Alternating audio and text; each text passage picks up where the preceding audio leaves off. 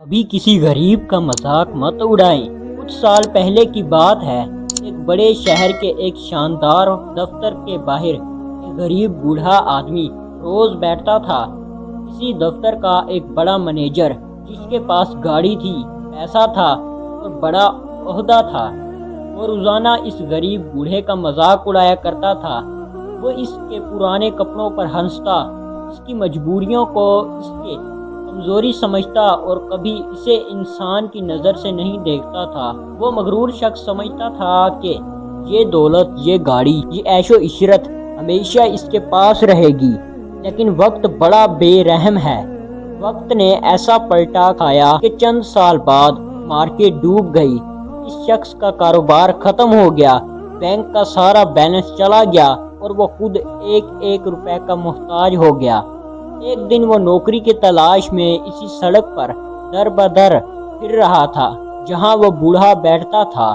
اس دن اسے زندگی میں پہلی بار احساس ہوا کہ انسان کو غریب انسان خود نہیں بناتا، حالات غریب بناتے ہیں۔ اب ذرا ایک لمحے کے لیے رکیں اور خود سے ایک سوال کیجئے، اگر کل صبح آپ کی آنکھ کھلے اور آپ کے بینک اکاؤنٹ میں 1 روپیہ بھی نہ ہو، آپ کی نوکری، آپ کا بزنس ہمیشہ کے لیے ختم ہو چکا ہو، آپ کے وہ دوست جو آج آپ کی گاڑی دیکھ کر آپ سے ہاتھ ملاتے ہیں، وہ آپ کا فون اٹھانا چھوڑ دیں، اور سوسائٹی کے لوگ آپ کو اسی حقارت کی نظر سے دیکھنا شروع کر دیں جس نظر سے آج آپ کسی غریب یا مزدور کو دیکھتے ہیں، تو سوچیں آپ پر کیا گزرے گی۔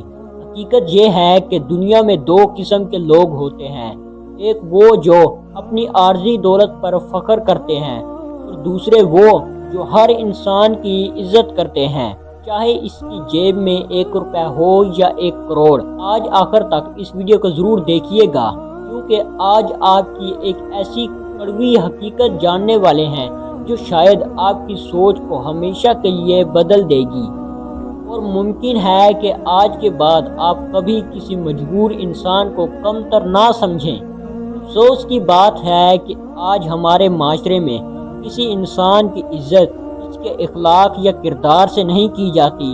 آج انسان کی قیمت اس کے کپڑوں اور اس کے موبائل برانڈ، اس کی گاڑی اور اس کے بینک بیلنس سے لگائی جاتی ہے۔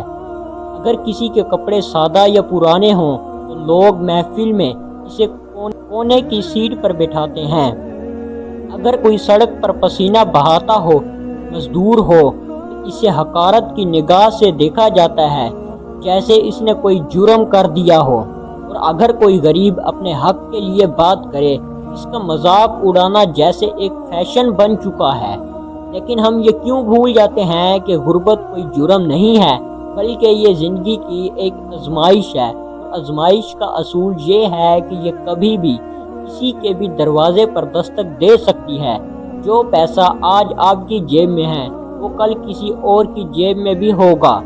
جو گاڑی آج آپ کے گیراج میں کھڑی ہے، ہو سکتا ہے کل اس کا ماڈل پرانا ہو جائے یا وہ بک جائے، لیکن جو چیز ہمیشہ قائم رہتی ہے وہ ہے آپ کا رویہ اور آپ کا کردار۔